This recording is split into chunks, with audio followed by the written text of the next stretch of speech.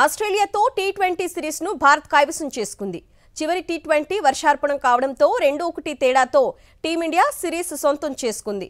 గబ్బాలో భారత innings 4.5 over వద్ద అంతరాయం కలిగించిన వర్షం ఎంతకు తగ్గకపోవడంతో అంపైర్లు చివరకు ఆటను రద్దు చేశారు. దీంతో 5 మ్యాచ్ల సిరీస్లో 2 విజయాలు సాధించిన సూర్యకుమార్ యాదవ్ బృందం విజేతగా నిలిచింది. టీ20 క్రికెట్లో తమకు తిరుగు లేదని భారత జట్టు మరోసారి చాటుకుంది.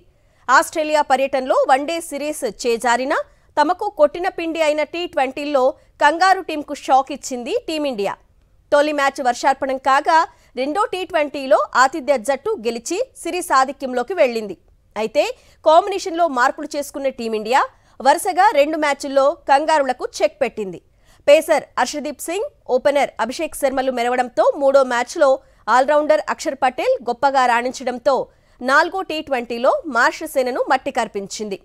నిర్ణయాత్మకమైన 5వ మ్యాచ్ వర్షార్పణం కావడంతో 2-1తో ఆధిక్యంలో ఉన్న టీమిండియాను విజేతగా ప్రకటించారు.